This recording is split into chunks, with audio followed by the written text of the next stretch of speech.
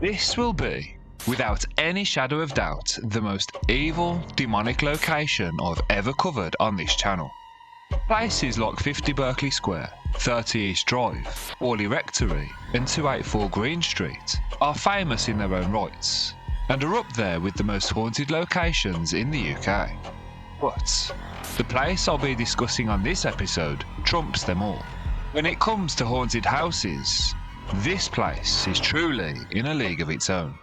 If you haven't already worked it out, this is the haunting of the ancient Ram Inn. In the heart of Gloucestershire, in the shadows of the ancient Wotton-under-Edge, stands a building as old as time. Although it's widely accepted that the building was constructed in 1145, this is largely because that's when records began. It's unclear how long the building had actually been standing before this. In fact, there's a wall at the inn that's said to date back to Roman times. The ancient Ram Inn is not your average hangout. It's a place soaked in betrayal, tragedy and murder. A place where severed souls refuse to rest. The events that unfolded here over the years have all left their mark. But some say the marks aren't just set in wood or stone, but in the very air, pulsing with the energy that draws the restless dead. So, going back way before the first stones were laid, this land was a pagan burial ground. In fact, it's a 5,000-year-old pagan burial ground. The building was said to have been constructed to house masons, slaves and workers who were working on the construction of the nearby St Mary's Church. So, between 1145 and the 1300s, this is what the building was used for. The building was also used to hold church and parish ales, which was essentially a party or a festivity held at an English parish at which ale was the popular beverage of choice, possibly the only beverage of choice. It was typically a fundraising occasion for the parish that might include music and dancing. Church ales were revels that could include sports, plays and morris dancing, encouraged by a strong brew of ale made on the premises. Essentially, it was a piss-up to bring some money into the church. The building was pretty much the social hub of Wotton-under-Edge, but as we've already discussed, the building was constructed on top of a pagan burial ground, which is said to be one of the main reasons the building is so haunted. In fact, there are three main reasons that are said to contribute to the building's dark, potentially demonic energy. They say the inn stands at the crossing of two ley lines, one leading directly to the world-famous sacred site Stonehenge, making it a magnet for spiritual energy. Many believe that ley lines hold significant spiritual energy, and legend has it that in this particular case, the energy from Stonehenge feeds the property's paranormal activity. Streams of water that originally ran straight through the site had to be diverted around the church, which led some to speculate that a portal for dark energy had been opened up and would later be used for pagan rituals, in this case, child sacrifice.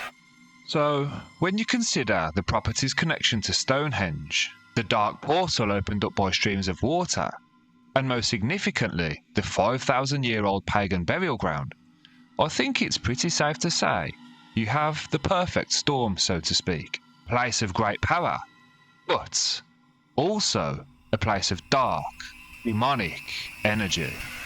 The building passed hands many times over the years, and has served many different purposes. It was first used as a public house in around 1820. This was when it was officially named the Ram Inn. Unfortunately, after 148 years as a public house, by the year 1965, the Ram was struggling to sustain itself financially and fell into disrepair. The place became infested with death watch beetles, a common cause of wood rot in old buildings. In 1968, the building was purchased by the protagonist of our story, the legendary John Humphreys.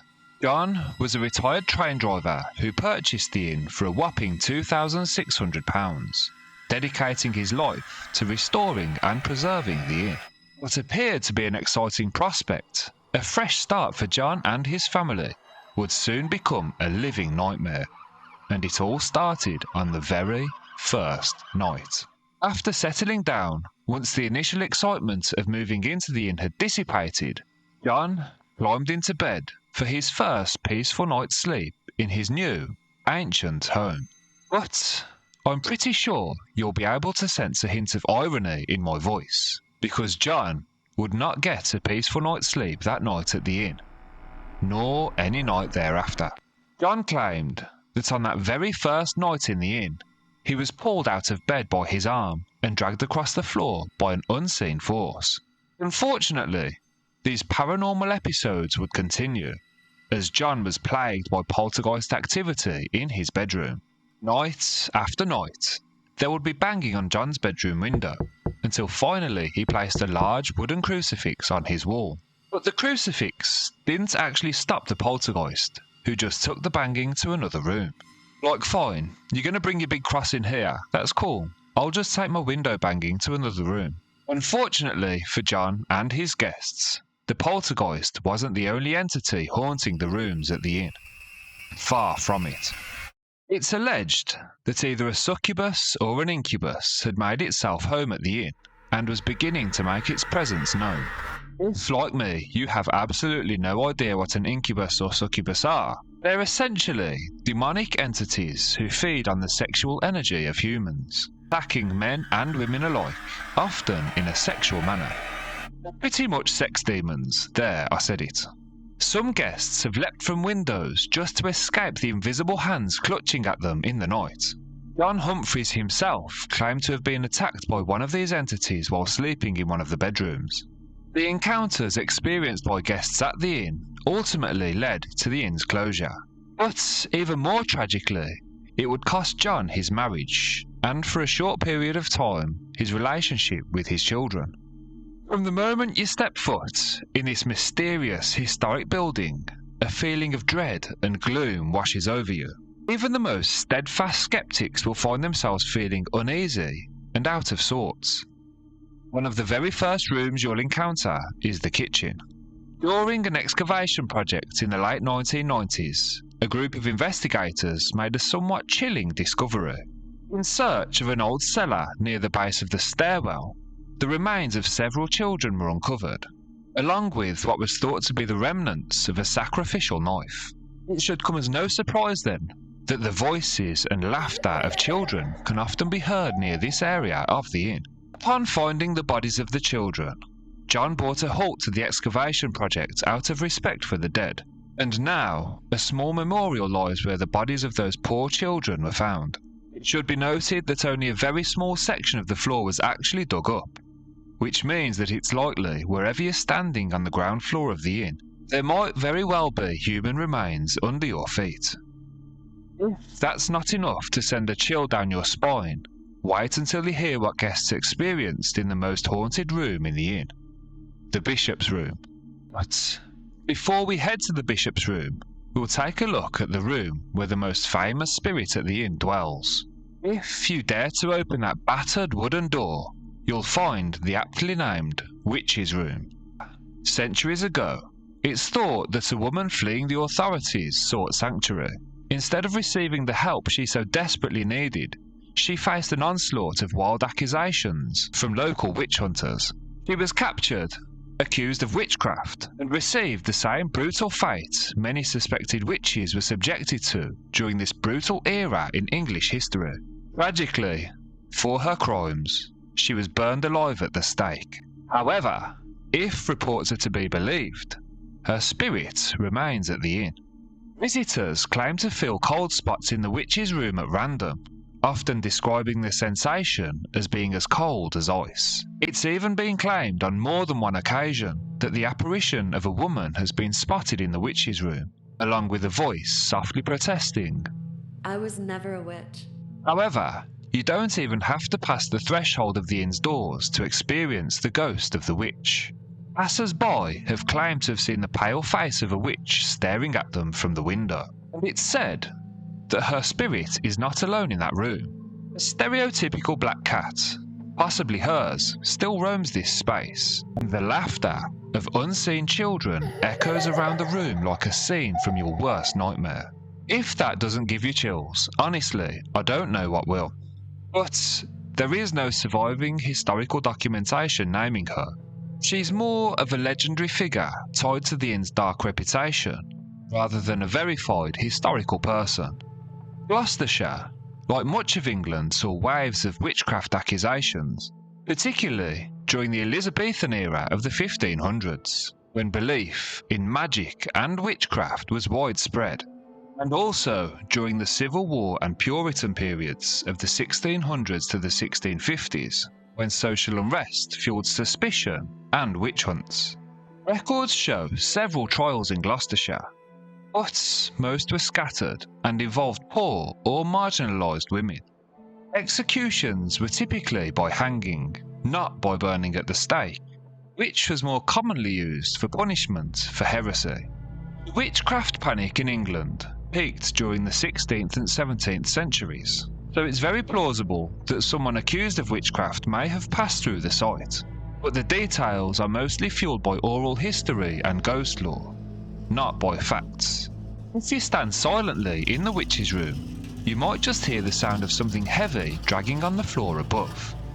That takes us to our next haunted spot. As we leave the witch's room, we begin our ascent up to one of the most reportedly haunted rooms in the entire inn. Another prominent entity that haunts the inn is that of a girl named Rosie, a former innkeeper's daughter. It's been suggested that she was tragically murdered by hanging in the attic. Many visitors to the inn have claimed to have seen the girl's ghostly apparition still hanging from the rafters, her lifeless body swinging, the sound of rope grinding on the old wooden beams. Poltergeist activity isn't contained within the rooms of the inn, as visitors have reported frequent ghostly activity in the stairwell area too. At the foot of the stairwell is an ancient grandfather clock. Not so scary, you might think. Well, don't stare at the clock for too long, because you might just see the face of a former guest staring back at you in the reflection of the glass. Out in the 18th century barn, a truly terrifying, aggressive dark entity lurks. An entity that supposedly stands at an intimidating 7 feet tall. As if a terrifying, aggressive dark entity isn't enough. Nope, he has to stand at 7 feet tall too. It's been suggested that this dark entity is especially hostile towards men, but takes a slightly softer approach with the ladies. Now, let's leave the 7-foot dark aggressive entity to his business and head to our final room in the inn. The room that is without doubt the most haunted, most feared room in the entire place.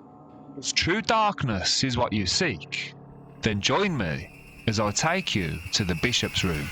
But wait just 1 second. Before we enter, we must remember to knock 3 times. John Humphreys would knock 3 times on the door before entering, calling out, "Is anyone there?" Sometimes there'd be no response, but sometimes someone or something would respond with a knock of their own.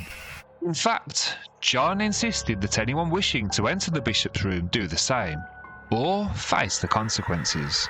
There was a particularly disturbing incident which involved a psychic medium who tried to gain access to the room without knocking first. He was subsequently lifted off the ground by an unseen force and launched across the hallway.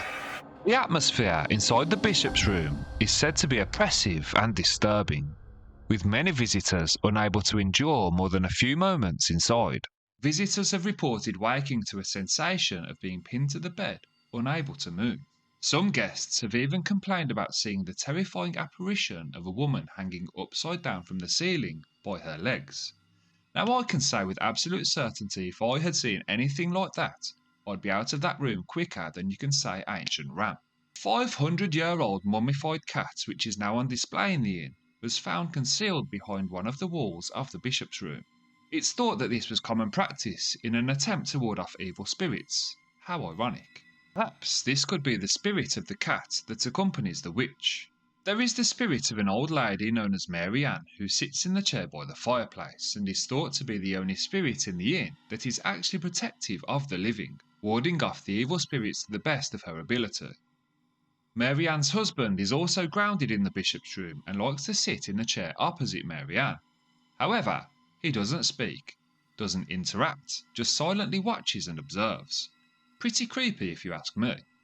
However, in my personal opinion, the most disturbing activity that can be experienced in the bishop's room is that of the screaming man. Blood-curdling screams have been heard in the bishop's room by guests. Screams thought to be coming from the spirit of a man who was killed by having his head shoved into the roaring fireplace. Other entities that have been sighted in the bishop's room include a cavalier soldier who marches back and forth before disappearing through a solid wall, a shepherd and his dog, and the previously mentioned incubus or succubus, yes, the sex demons. In 1975, a man named H.G. Barstow and his wife stayed at the inn. Speaking of their experience at the inn, Mr. Barstow said, "I was in the Berkeley room, now it seems to be called the Bishop's room. I undressed to get into bed and went towards the hand basin in the corner for a wash, when what I can only describe as a cavalier walked through the wall towards me. I stopped in amazement, and it turned around and walked back through the wall. I jumped back into bed and awaited daylight. Thanking him, we returned to the stable bed, and during the night my wife awoke me. She was in a panic and asked me if I'd heard the large, high-pitched whistle that seemed to go around and around the room just over her head. At the same time, all the lights in the car park were flickering on and off. It took her some time to get back to sleep. So next morning, at breakfast, we told the owner, John Humphreys. John was very forthcoming and told us that he never mentions any of the strange happenings beforehand, but asks anyone who does to write to him afterwards upon reflection. He then showed us a pile of letters from previous guests, and here I quote a couple. A doctor, wife, and young daughter were in the Berkeley room in 3 separate single beds. The doctor awoke at 2 a.m. with his feet absolutely freezing. He turned on the bed lamp thinking his feet were uncovered. He discovered they were not.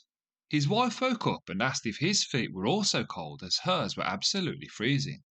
With this, a large green disc about the size of a plate appeared near the wash basin, which then expanded with a black interior until the green was like a ribbon around it. It then detached itself and waved right around the bedroom, and then surrounded the black centre again, shrank, and disappeared. With this, suddenly a monk stood in front of the fireplace at the foot of the doctor's bed and walked up and down, eventually sitting on the child's bed. With this, the girl had woken up crying, Daddy, Daddy, I don't like that man sitting on my bed. He did it last night. The monk then suddenly disappeared. We spent the rest of the morning discussing other letters and tales from John. The second bedroom was called Uncle Tom's Cabin, which had been partitioned off from the Berkeley room. Several letters referred to the blue lady who haunted this abode. She must have been a maid, as she could not abide untidy bedclothes. It was said on numerous occasions that people had been pulled off the bed and the bedstead turned right over. Next night, we were allocated Uncle Tom's cabin, which had 2 single beds. After a while, I asked my wife Pat if she was too hot. She said no, she was quite cold. I was sweltering and pushed the bedclothes down to my waist and went to sleep. The next morning they were neatly up to my neck and firmly tucked in. Neither me nor my wife did this. Mr. Barstow then continued. We were intrigued by our stay and decided to come again next year for our silver wedding anniversary and wanted the Berkeley room. We previously had an experience soon after our marriage. This we did, and our first night we were in separate beds in that room, and I was just dozing off when I opened my eyes and saw a pair of infant's forearms glowing in a golden colour with its fingers wriggling, coming towards me in the dark. Obviously I was extremely scared, but was unable to move. Suddenly my body jerked and I could move. I called my wife and told her I'm coming in with her, which I did for the next 4 nights with the lights on. There was a feeling of something there all the time watching. The next morning we told John, and also about the man in the pub story. He showed us a letter written since we came the previous year by a man who, while in bed, had seen a man with a hat, something like an ancient nightcap, hanging down the side of his head at the other end of the Berkeley room, by the window in the dim light. He said to himself, I don't believe in ghosts, and got out of bed and went towards it. He stepped a yard or two from it and stopped. He then took another step forward, and the apparition took a step towards him. The man leaped back into bed and pulled the bedclothes over his head, where they remained for the rest of the night. And these are just a select few of the many reports of paranormal incidents in the Bishop's Room. Back downstairs in the bar area is the apparition of a woman named Lady Elizabeth, also known as the Blue Lady, murdered by her very own husband, who just happens to be, yes, you guessed it, yet another ghost who haunts the inn, but we'll come back to him very soon. Lady Elizabeth still appears in the spot where her body was buried, appearing to elevate as if trying to reach the light. So Lady Elizabeth's murderous husband, Edward, returned home from his travels to find his lady wife pregnant by another man. In a fit of rage, Edward murdered his wife under the assumption that she had committed adultery. However, this was not the case. In a tragic turn of events, the pregnancy came about as the result of an attack by a man called Michael, Edward's very own brother. So, as already stated, Edward's angry spirit haunts the inn and is regarded by many as the inn's most powerful and aggressive entity. He manifests as a very tall, strong apparition with dark features, sideburns, and a top hat with a staff in his hand. Along with the spirit of Edward, his brother Michael also haunts the inn. He is said to manifest in, yes, you guessed it, the Bishop's Room.